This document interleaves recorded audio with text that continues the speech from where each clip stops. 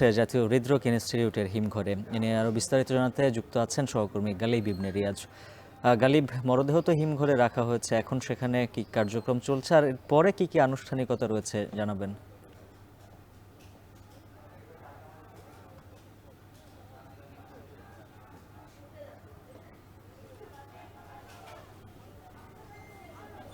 উজ্জ্বল, মরদেহ তো প্রায় 2.5 ঘন্টার মতো হয়ে গেল যে জাতীয় হৃদরোগ ইনস্টিটিউটে এখানে নিয়ে আসা হয়েছে এবং এখানে নিয়ে আসার পরেই আমরা দেখতে পেয়েছিলাম যে তার যেই স্ত্রী এবং অন্যান্য যে সহকর্মী কিংবা রাজনৈতিক মাঠে যারা একসাথে তার সঙ্গে লড়াই করেছেন তারা প্রত্যেককেই, হাসনাত আবদুল্লাহ কিংবা আক্তার হোসেন, প্রত্যেকেই তারা দেখতে এসেছিলেন ওসমান হাদির লাশ এবং দেখার পরেই তারা এখান থেকে ফিরে চলে গেছেন।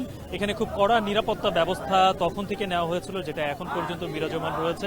কিন্তু এখানে যারা হাদির সাথে একসাথে মাঠ কাঁপিয়েছিলেন কিংবা একসাথে হাদিরকে যারা ভালোবাসেন তারা এখানে অবস্থান করছেন এবং বিভিন্ন ধরনের স্লোগান দিচ্ছেন। আপনি নিশ্চয়ই শুনতে পাচ্ছেন যে তারা ইনকিলাব জিন্দাবাদ কিংবা তাদের যে ধরনের স্লোগান রয়েছে, আমি কে তুমি কে হাদি, এসব তারা স্লোগান দিচ্ছেন।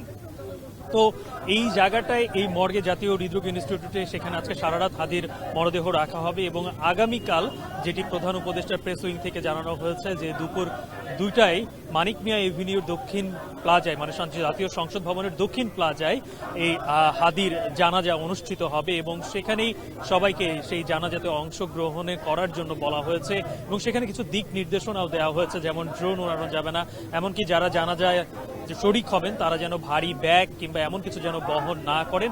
এক কথায় বলতে গেলে জানাজায় যেন অংশগ্রহণ করেন, সেই বিষয়টি বলা হয়েছে।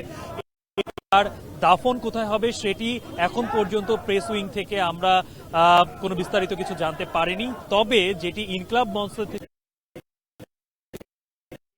বিশ্ববিদ্যালয়ে জাতীয় কবি নজরুল ইসলামের যেই সমাধি রয়েছে, সেই সমাধির পাশেই হাদির কবর হবে, এই ব্যাপারটি ইনকিলাব মঞ্চ থেকে বলা হয়েছে। যদিও এখন পর্যন্ত সরকারের পক্ষ থেকে এমন কোনো ঘোষণা আসেনি।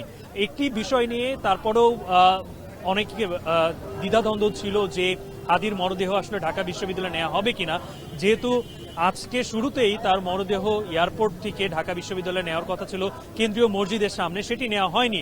তাই অনেকেই দাবি করছেন আগামীকালকে, এবং সেটি নেওয়া হবে বলে আমরা জানতে পেরেছি।